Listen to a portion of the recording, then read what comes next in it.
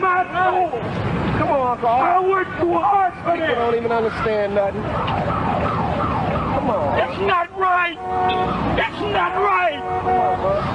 It's not right what y'all doing. I came from the ghetto too. Same as all of you did. Y'all need to listen. But you know, y'all messed up my business. And you call it black power. You mad at the white man. Why destroy my business? Why destroy my truck? Why steal my computer? I'm trying to make it. Could you understand that? Can't y'all see it? I'm trying to make it. What's up, YouTube family? Welcome.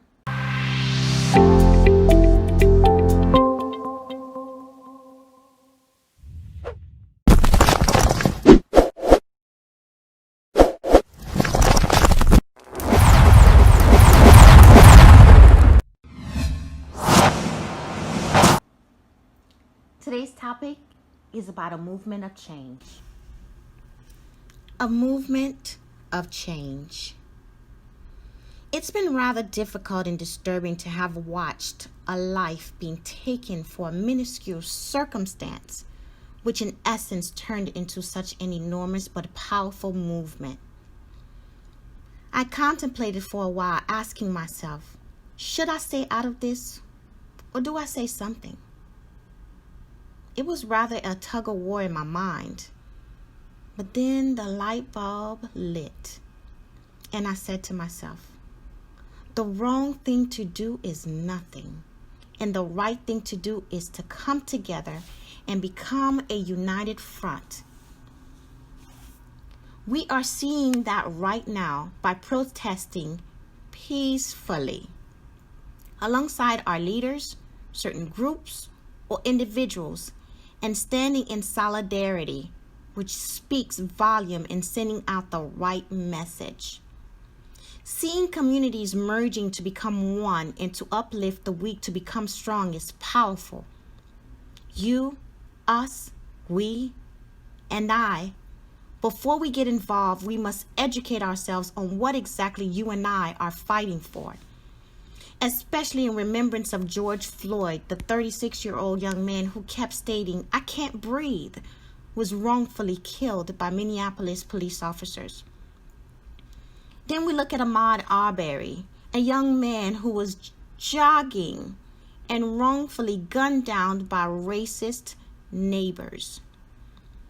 Then we look at Breonna Taylor, who was also wrongfully killed by Louisville Police Department in an effort to execute a no-knock warrant.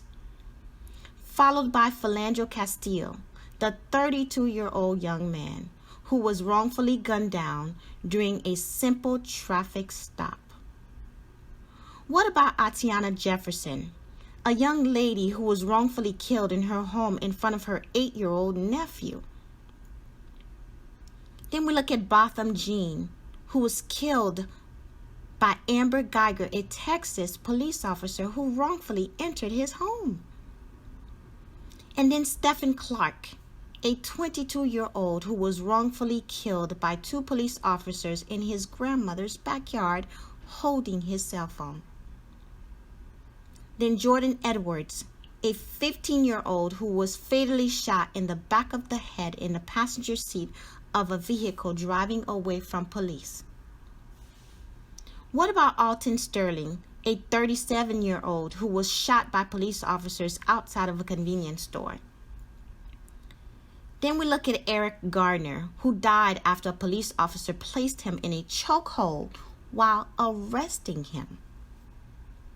And then we remember Trayvon Martin, the 17-year-old student who was fatally shot and killed by George Zimmerman.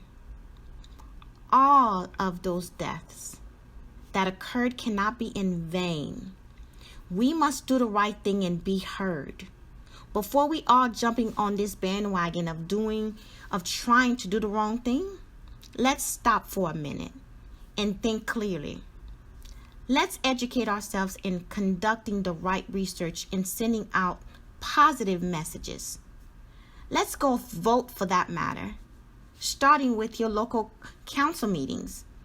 Go to one of your commission meetings. Meet with your local representative. Let's fix our communities. Hell, do you even know what you are concerned about? How can blacks become business owners?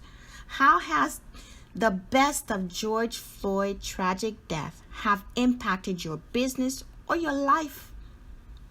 And after all of this dies down, what do we do as a community to prevent this from happening again? We need to stand tall. We need to stand strong. And we definitely need to stand united as one. But we must start by doing our part in meeting with our leaders that have a voice and a bigger platform to be heard and to be recognized as human beings, as our lives is dependent on it. Make it happen. We must do it now.